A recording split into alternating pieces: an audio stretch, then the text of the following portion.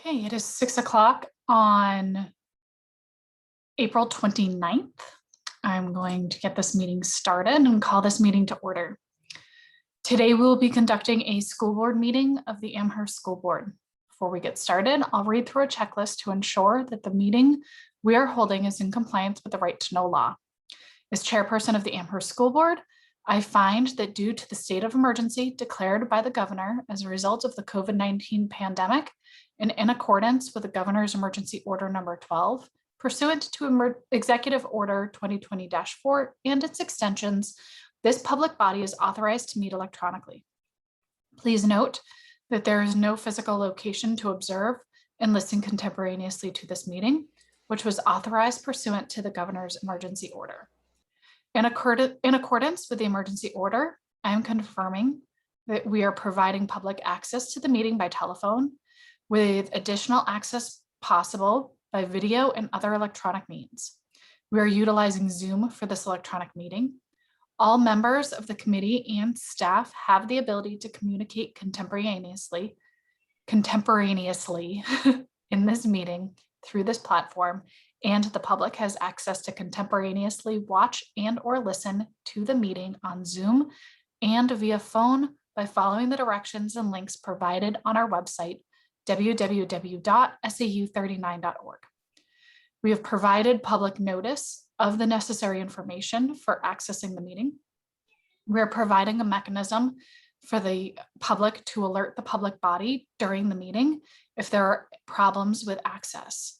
If anyone has a problem, please email Wallace, AWALLACE at SAU39.org. In the event the public is unable to access the meeting, will be adjourned and rescheduled. Please note that all votes taken during the meeting shall be done by roll call vote. Finally, let's start the meeting by taking a roll call attendance. When each member states their presence, please also state where you are. And if anyone else in the room with you, if anyone else is in the room with you during this call, which is required under the right to know law. Let's roll call. Josh. Conklin, home alone. Tom. Tom Gothier is home with his 5-year-old for about 20 more minutes and then she'll be gone. Okay. I don't know where she's going though. Terry. Terry, I am home and my 50-some-year-old is on the other side of the room. You guys are great. He's not going anywhere until I tell him to, so. Okay. And Kuzma, I am home and I am alone. All right, so let's get this meeting started. We will start with public input. If any member of the public wishes to speak, please use the raise your hand feature. And we will allow you to talk. Give you the floor to address the board for 3 minutes. I'm just going to give the members a moment to raise their hand. Just another moment. Sometimes it takes a minute to find it. Okay, seeing none, there will be an additional public input at the end if you missed it this time. But seeing none so far, I will move on. The topic of discussion for tonight is, again, the budget. So at our last meeting, we asked the administration to take a look and see how they could find somewhere between $100,000 to $150,000 in our budget to cut to reduce the proposed budget. We have Mr. Brian Miller. He is our new director of technology. He just joined us. Christine and Michelle, and I'm assuming Amy as well, have spent a lot of time over the last couple of weeks taking a look at how to do this. So I'm actually going to turn the floor over to them so that they can present to us what they have found and the implications of these, various reductions that they found. So take it away. Thanks, Beth. Brian, I have your document up. Do you want me to share it or do you want to share? Sure, that's fine. You can share if you want. Okay. Oh, and Michelle, can you give me screen sharing? So we have spent some time over the past few weeks really going through mainly the areas that would not also reduce our default budget, and technology was an area that we really looked deeply at this year to be able to really help our inventory. We had kind of a hole a few years where we had not been purchasing much technology, and our technology is getting older and older. So we had put a significant amount in the budget this year to help dig us out of that hole. But in looking, in looking to find cuts, we've really looked at those tech lines, since those were areas that we were looking to increase for this year. So what we did, Brian spent a lot of time looking at where we currently are with our laptops, and it's challenging. We'd love to be able to share with you a definitive inventory. We just don't have that right now. We have been able to purchase some additional laptops this year, but our challenge is that we don't have many of our laptops back that are with our remote learners. So we're just not sure what condition they'll return to us in, and whether they'll be usable laptops for us to continue with for next year. So we feel really confident we can prepare a detailed inventory for either August or September for the board. But at this point, it's we have kind of guesses on where our inventory is, and not yet ready to be able to present those. But what we've done is we've gone through all of the tech lines. Brian spent a long time working with his IT people in each of the schools to really make sure we have a strong inventory with which to start from, but then also looking at what we budgeted for this year, and in bringing down to what we would have in the default for the technology, what that might look like. So bottom line here, is that we would get down to about 100, and we would, if we made all of these cuts, we'd be at $144,800. And you can kind of see what the impact of that would be. So for example, we looked to cut 5 of our 7 document cameras, so holding on to 2 of those. Looking to cut all of our laptop cases that we had purchased so students could be able to have a secure way to bring those laptops back and forth. And really in looking at our laptops here, we would be able to hold on to some of them. This 175 was part of what we were looking for at AMS to make sure that we would be able to purchase replacement laptops for 6th, 7th, and 8th grade students, as well as the 150 laptops that we needed to purchase for all incoming 5th grade students to start our one-to-one laptop initiative at AMS. So we would be cutting that pretty significantly. We'd be cutting 143 of them, which means we'd only be holding on to about 32 laptops. So, Brian and his team went through really deeply to determine where we would make those cuts and what the impact would look like to get pretty close to that 150 number. And certainly if the board got exactly to that 150 number, we would find the other $6,000. I feel pretty confident we would be able to find that in our software lines, our computer software lines, especially if we do not move forward with our Teacher Ease software, which we're still in our Power Teacher Pro pilot. So that's not definitive yet, but so far Power Teacher Pro is looking pretty good. So we feel confident we'd be able to find it in that line. Beth, is this helpful? Is there more detail you'd like us to go through? Do you want Brian to jump in and share more? No, this is great. It might also be helpful if you can just maybe send us a link, or give us time to kind of, review it. So don't make it go away quite yet as you guys are talking. Yeah. So, Brian, do you have anything to add to this? Thoughts, statements, anything? Yeah. I mean, yeah, you can see the significant cut in the number of laptops that we'd be able to purchase over the next coming year with this cut altogether. So bringing us down to, she said, about 32 to 33 or so laptops that we have to be able to play with and purchase over the course of the 21-22 school year, to offer as either replacements for damages or things like that come back from any of the laptops we currently have out there, or potentially to be able to replace any of them. I mean, it could be a willing that we get that many back that are just unrepairable over the summer, and then we have to use that money right off the bat to replace them if we have to continue, especially in a one-to-one, a complete one-to-one program here. And another thing just to point out with that is these are pretty rough estimates, as we know, of the past year with COVID.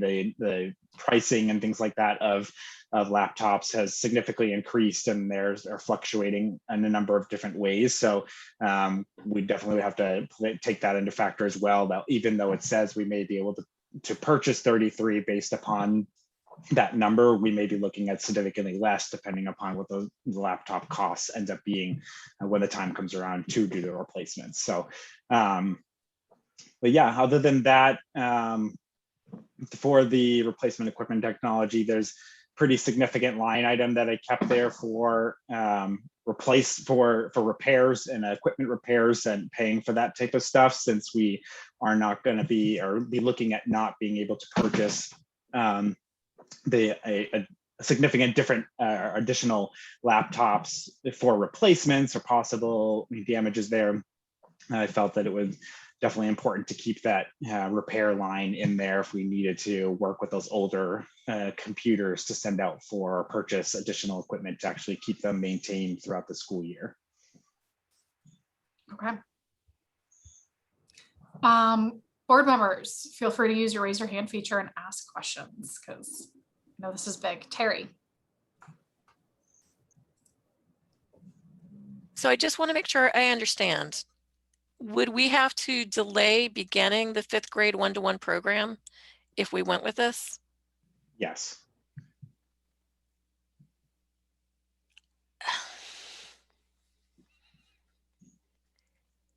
We are trying to move forward as a district, and we are trying to come into doing things in a reasonable, viable way that we can stop having peaks and valleys. We don't want peaks and valleys. We want to be able to stabilize what we do. We have talked in depth repeatedly about how to get to where we need to go. And now the very first time that we say, great, we've tested it here, we've done it there. So Hegan's done it successfully, we've done it successfully in a limited way, and now let's do it for real. And now we're immediately going to drop it. And we know that we are going to have families who are able help pay for it. And we are going to share some of that cost, which is going to take some of the cost away from taxpayers in the end, but that at the beginning we have to front the cost because that's the way it works. I feel like I so appreciate this work, and I so appreciate all that you were able to find and the sacrifices that you made. But once again, we are saying that technology is not a necessary element. It is a nice to have, and I don't agree. I think that if this last year has taught us anything, it is that technology, when used in concert with everything else we have going on, it's not a be all end all, but it is an essential tool. And we are short shrifting our students, and we are not doing our due diligence and our responsibility if we don't find a way to get it under control and make it reasonable and make it sustainable. So most of these things I can agree with. Okay, fine. We can share a document projector. We can, take turns using that. Not everybody needs one. We can have one in each building. We can have some of these things. You can say, hey, we highly recommend parents that you buy a case for your kids' laptop, but we aren't going to give you one. I mean, we can make a recommendation for what one can be. I don't mind some of these line items at all. I think that they make sense, and I appreciate all of the work that has gone into trying to make something reasonable. But I have to say, I am hugely uncomfortable and disappointed with the thought that the very first thing that we take an axe to is something that we've all agreed we need. Because I think that it is short-sighted and that it is cutting off our nose to spite our face. Thank you, Terry. Tom? I would disagree with, I wouldn't disagree. I would add this caveat that we're talking about one aspect of this overall budget that's 29 or 30 million in that ballpark right there. It's one aspect. We're talking about $100,000 or $120,000 of it. that does not affect this huge peaks and valleys that we talk about with the overall budget. We can't look at just one line item, peaks and valleys here in tech. It's the overall budget. When you have a 6% increase year over year, that is a significant peak that you're going to have to come up to after I would say it's a low point last year. So that overall budget item, an overall budget philosophy is being implemented here as well. But so I wanted to say that, but my question is, Michelle, have you worked this out, or do you have a visual for us to look at how this would affect what the overall numbers would look like in terms of the budget and the way that things would look? Because I know that the last meeting we talked about, we had roughly 92,000 that we could probably comfortably count on for unreserved fund balance. And then I believe, if I'm not mistaken, we had voted to cut 150,000 from the budget in non-default items. But then we had also voted to keep, to be able to use some of the unreserved fund balance from this year, whatever we have left over, to be able to use that for next year. If I'm not mistaken, it wasn't an actual cut. It was just going to be a transfer of that money. So I know we had voted on that. Ellen and I had voted against that, but I believe the other three had voted for that. So I'm just kind of curious as to where we stand on the overall status of things with these potential cuts. So that 3-2 vote was to find up to $150,000 in the budget. Correct. To remove. There's a chance that we can use some of the unassigned fund balance for various items. However, they're not necessarily linked because, the year's not done. Something catastrophic could happen. It is not this exact, although it is these exact same four people, it's technically a different board that would be voting on the unassigned fund balance and what to use it for at the end of the year. We had made that vote knowing that we were going to try to use the unreserved fund balance to counter the money that we cut, counter that 150. So we weren't going to cut it from the budget.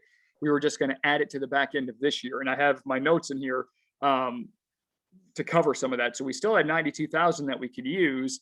That Michelle thought we were going to comfortably have. So I guess I'm just curious as to where those numbers are lining up now that we take this out, what the numbers look like, and then what our updated UFB, I guess, would be, knowing it's only 20 odd days later than what we talked about in early April. Michelle, do you want to? Yes, so the last report that we had broke the unassigned fund balance into the three categories. We have the revenue portion, the portion from the emergency order number 38, and then the expense piece. The expense piece, we did project about 92,000. Now, that will continue to shift between now and June 30th. My most recent review, which I'm still working on through the end of March, looks like the expense side might be a little bit higher.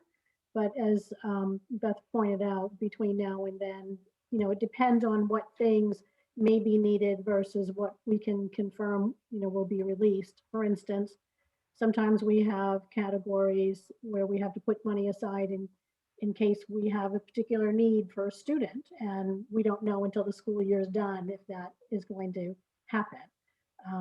Other times we can have savings in utilities, and we've tried to factor in, where we might have some savings in supplies and savings in utilities and things of that nature. But it really is not a solid number until the end of the year.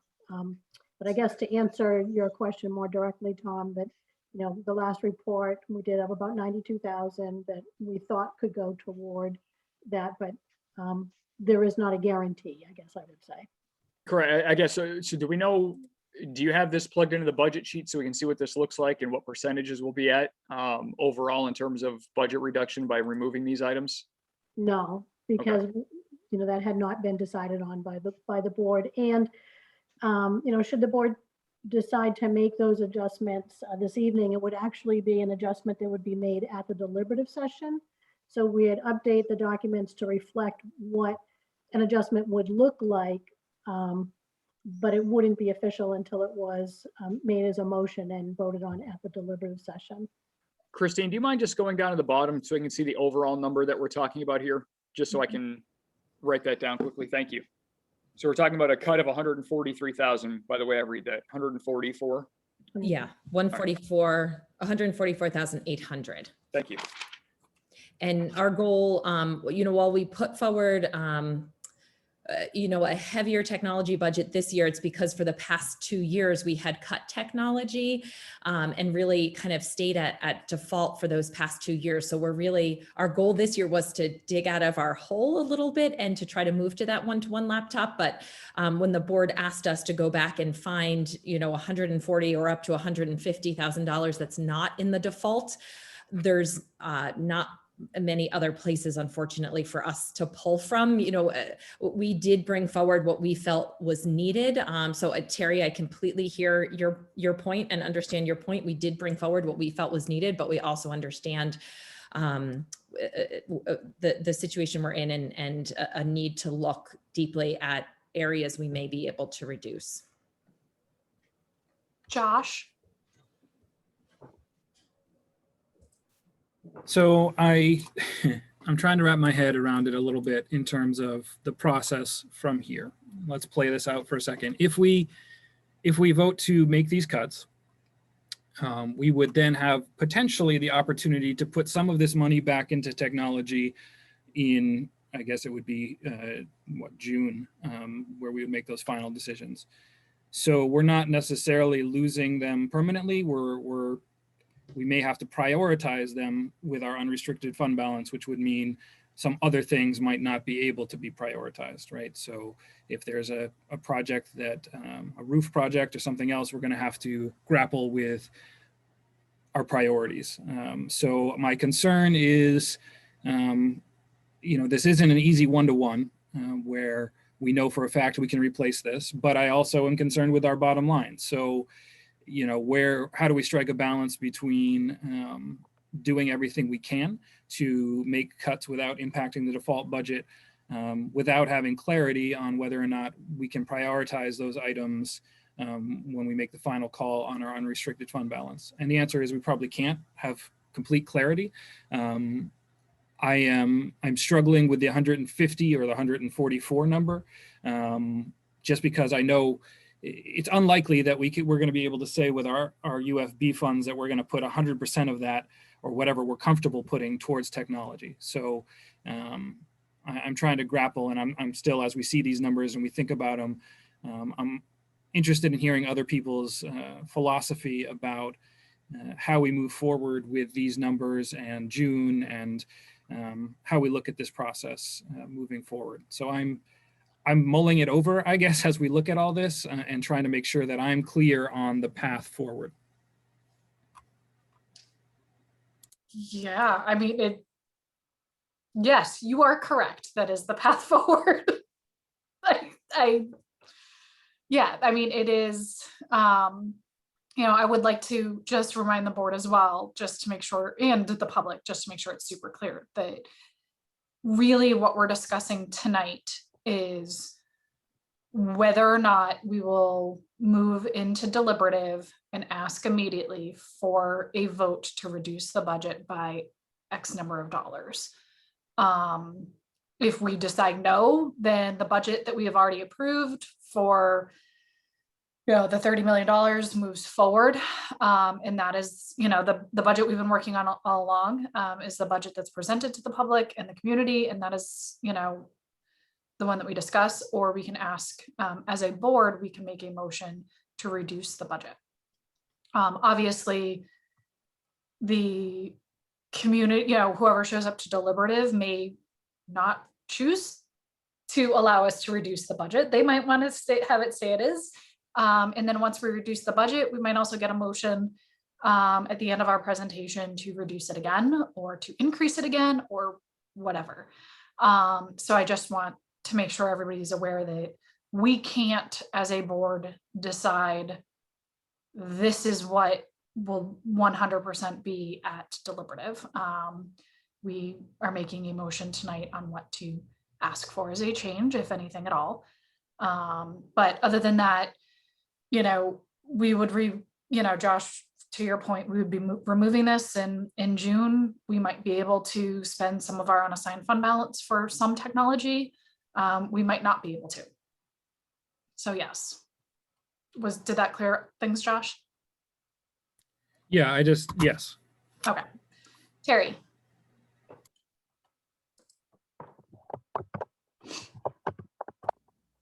Sorry, I always have to find my little unmute. Here's my recommendation and where I would feel comfortable. I can only speak for myself. We originally were looking for 100,000, and then we said, hey, while we're at it, let's go for 150. We think that we might have a fairly good chunk in unanticipated, and so we actually raised it to 150. I would like to go back to 100,000. I feel comfortable with 100,000 because if I look at the line items of what's been cut, the program that I care the most about trying to get going, for real get going, is the one-to-one laptops. And that looks like it's right around 42,900 that got cut from in this proposal. If you put that back in, it brings us right around 100,000. I feel very comfortable with 100,000. If we're able to make some of that up with unanticipated revenue, great. If not, these are things that, while it's not great to live without, we could live without for a little bit. You know, we could make it through the year. Whereas delaying that program another year, I am not comfortable with. And I don't stand by that. And I don't see anything moving me to a being great with that. I think that it is, you're looking at what little bit we could offer to give back or not ask for from taxpayers is not worth it for what we are asking for our students to do without. And it's just not a reasonable return on that cut. It's not. It's something that we need. And so I would feel comfortable with 100,000 instead of 150. Okay.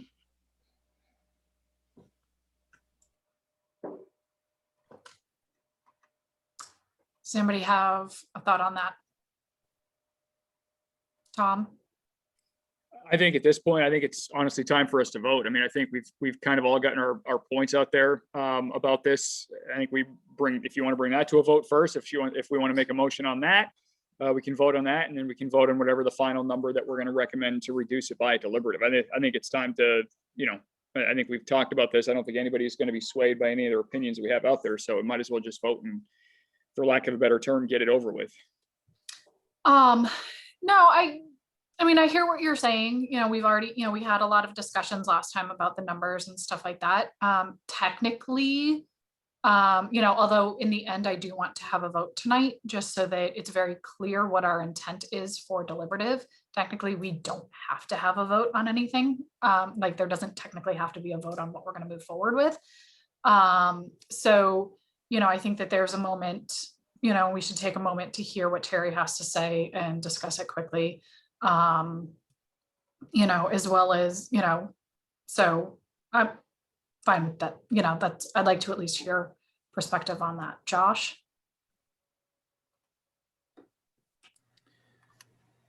So I hear Terry's point, and I'm trying to grapple with this, and I understand Tom's point that, you know, at some point we got to make a decision, and I don't disagree.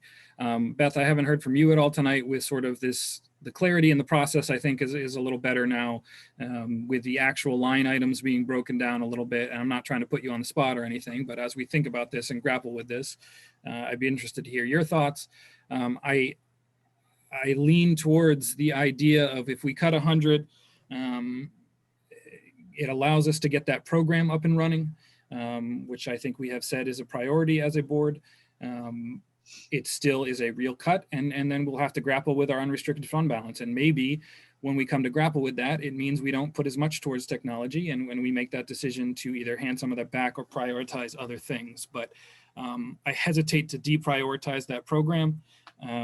And so that's where I stand right now. Okay. So I am super torn. You know, Josh asked for my perspective. I will share it. I am super torn on what to do. I completely agree. We have not prioritized technology for a very long time.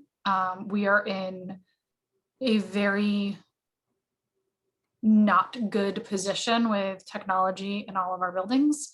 And it's just going to get worse as we continue to not make it a priority. I'm 100% comfortable cutting $100,000. You know, that makes sense. It's that extra, you know, 46 almost $46,000 to $50,000 that we're trying to figure out.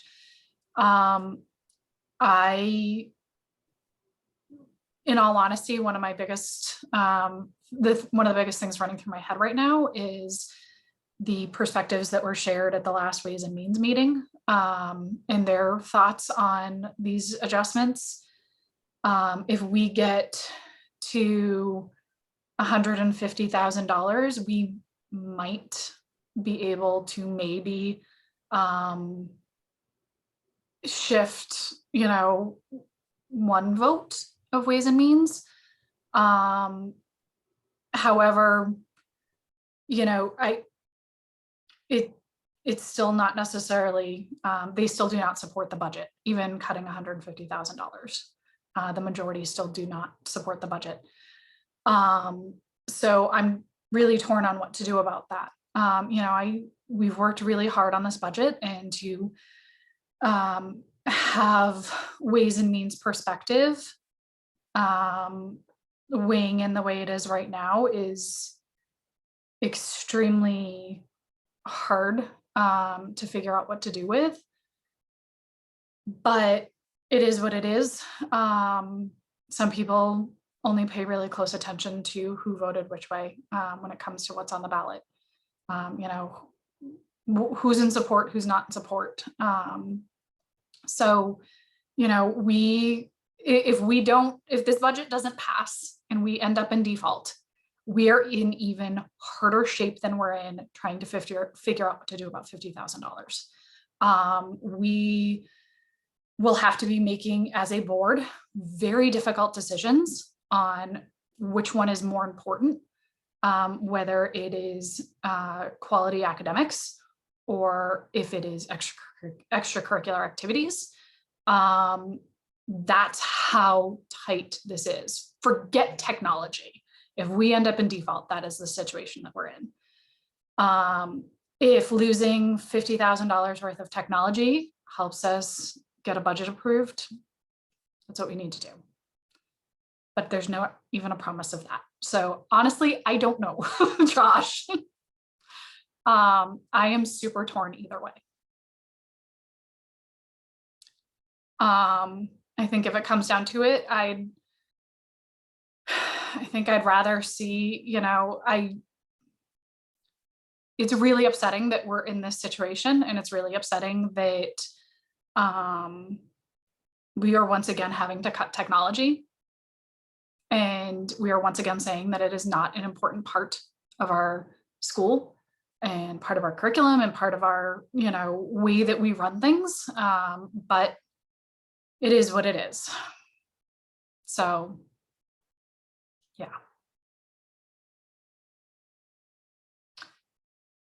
So with that said, Terry, what are your thoughts? They haven't changed in the last 5 minutes, but thank you. That's fine. And I agree with you. I would love it if we could find a way to meet Ways and Means and get to agreement. I wish we could. And I just don't see it happening this year. And we have tried, and we have sincerely, earnestly tried. But unless we give up teachers that we absolutely feel we need, unless we give up some things that we just, as a board, we are tasked with making difficult choices. And one of those difficult choices is moving towards the goals that we've set, the educated goals that we have set with working with our administration. And we have gone through the process. We have done our due diligence, and we have made choices. And to second guess ourselves at this point, I am thrilled that we have found a way that we could go ahead and bring it a little bit down, and that we've asked for something, and that our administration has taken up that challenge and found a way to answer our request. And I say thank you for the work that's gone into this. And I do think we could reasonably do the 100,000, and I am in full support of that. And I think that it shows our willingness to make a compromise. But beyond that, I think that it's disingenuous. We need what we need, and we want to move forward, and we're trying to move forward in ways that are sustainable. And I stand by that. even if it's not popular, and I'm sorry that it's not. Okay. Tom, Michelle just spent a little bit of time on the budget, taking a look at the, I saw that in there. I was just looking at the changes now in the overall numbers. It brings us from what, 5.5% over default to, or 5% over last year to, try that again, 5.5 over last year to 5. And right now we're 1% over the default. correct. Okay, thank you. Thanks for, because that, where it just says Thank you, Michelle. one. Thank you, Michelle. So we are 1% over default. Okay, You're 1% over default with what? I don't have that in With- front of me. Michelle, with 150, we're 1% over default, or is it with the 100? I put the entries that we were discussing earlier, the 144,800. Okay. All right. So with that, we're 1% over.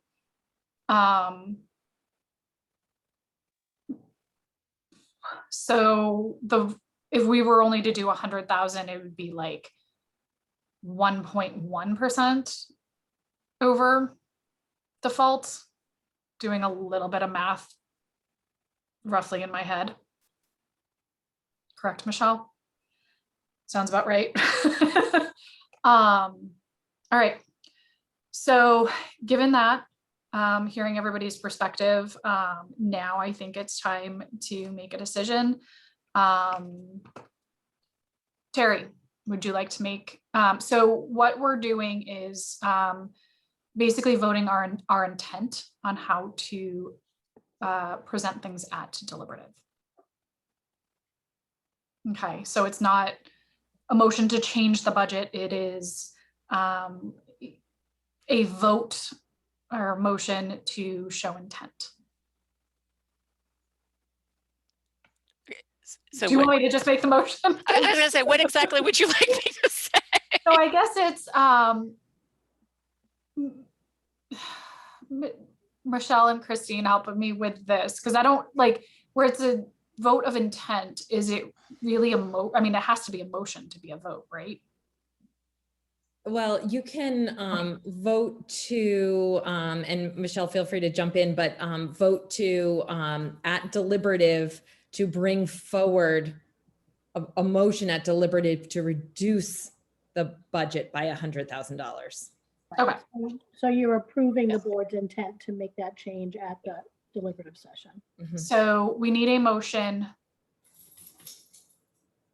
I honestly wonder if we should start with the 150 rather than starting with 100 and then jumping to the 150 again. If we should just start with the 150, do a vote on that.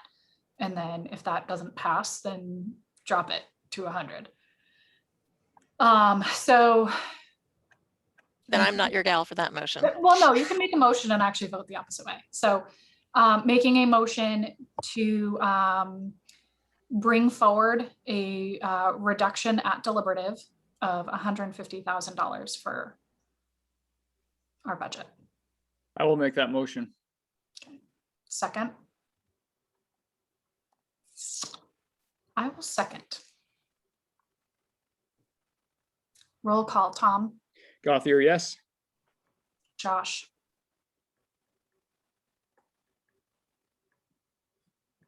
Okay, Terry, I'll come back to you, Josh. Sorry, Conklin, yes. Okay. Terry, Beam, no.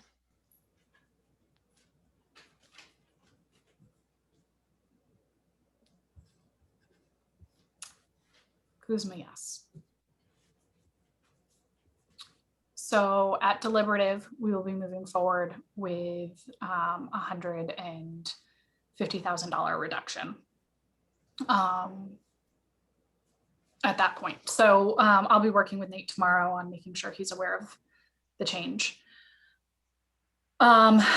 Christine or Brian, if one of you could send us all this list, as well as share it with Victoria Parisi so that she can share it at Ways and Means tonight at 6 o'clock, at 7 o'clock.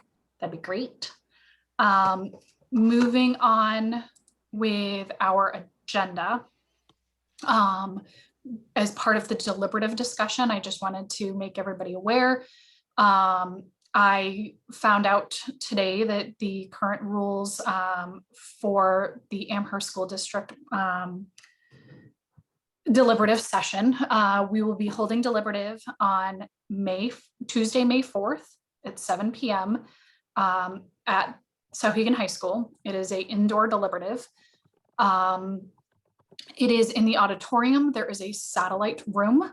All moderators of all three Amherst voting entities, I guess you could say, so Sauhegan, Amherst, and the town, have a satellite room. Amherst is the only one that will be using their satellite room for people that prefer to stay only around masked people. Our moderator is the only moderator. So just so everybody's aware, because ours is different than everybody else's, masks will not be required in the auditorium. However, they will be hopefully encouraged. But there is a satellite room that will be used for anybody that is uncomfortable being in a room with unmasked individuals. As a board member, if you have any questions, please feel free to reach out to me and I can find out more information from Nate. I know that the administration, will be working with you. You can work with, you can reach out to me or Adam to make sure that we've got the space for you in whichever room you're comfortable with. So I wanted to make sure that the board and the community were aware of those changes. And then does anybody have any other questions really quick about deliberative session? Tom is still doing his same sections. I'm still doing mine. He's been working on it. He and I will be making adjustments, or he will be making adjustments. He and Michelle will be making adjustments based on today's discussion. But does anybody have any quick questions about deliberative session at all? Josh? Just quickly. So you said you'll be in touch with Nate. I assume that we also probably have to provide some sort of written thing to hand him like everybody else does for any adjustments. We do. Okay. So I will make sure, I believe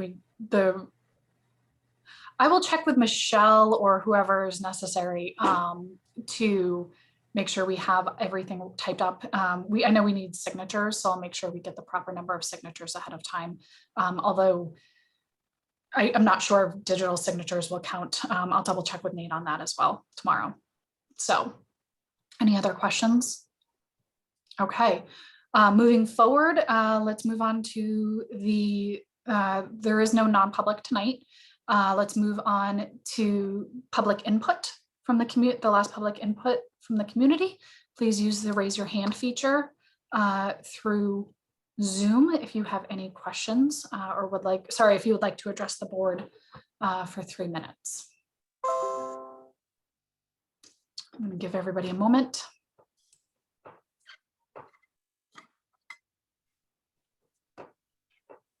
Again, if any member of the public would like to speak, please use the raise your hand feature.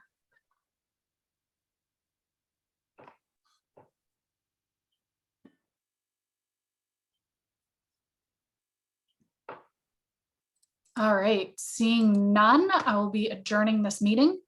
I hope that everybody has a great rest of school vacation. And that is it. Oh, sorry. Sorry, I'm so flustered. Terry, I got a question. So yes, just really quick, there was a question. Yes, Tom and I are still talking.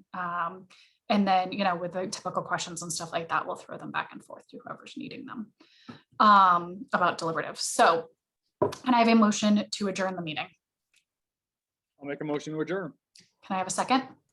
Second. Roll call, Tom. Gothier, yes. Josh? Conklin, yes. Terry? Yes. And Kuzma, yes. So it is 6:44 for the minutes. The meeting is adjourned. Thank you, everybody. Bye. Bye.